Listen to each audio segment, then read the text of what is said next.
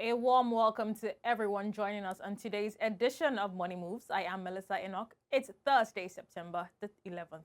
All right, then let's begin with your news now. This Thursday, Arise Integrated Industrial Platforms, a pan-African industrial zone developer, has completed a $700 million capital raise, welcoming Saudi investor Vision Invest as a shareholder.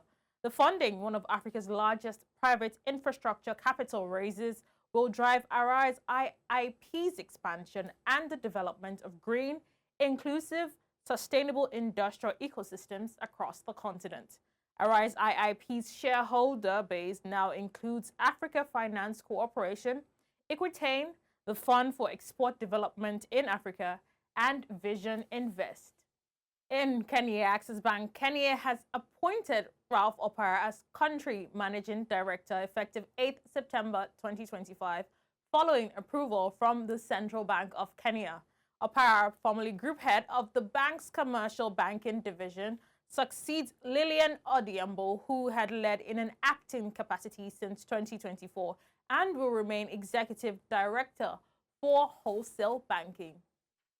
In energy news, the International Energy Agency has raised its forecast for global oil supply growth in 2025 after OPEC Plus agreed to hike production while also lifting its demand growth estimate on the back of resilient deliveries in advanced economies.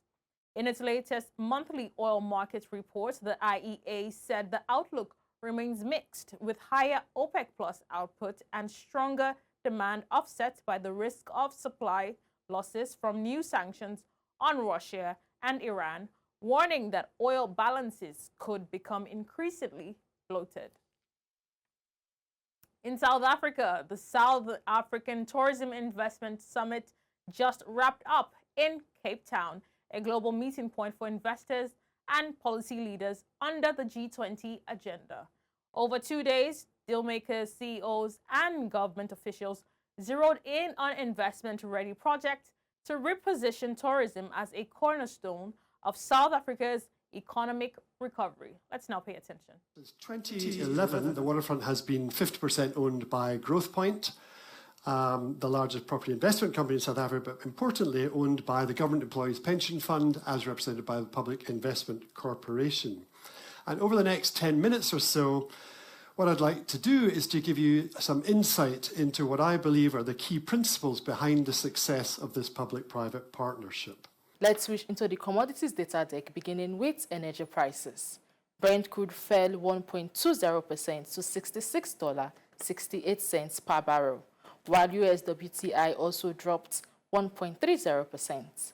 Nat gas slid 1.02%, and ROBOB gasoline weakened 1.40% to $1.97 as of 12:59 GMT. Finally, to soft prices, cocoa gained 0.87%, as coffee also gained 0.08%. Cotton eased 0.50%, while palm oil advanced 0.82%.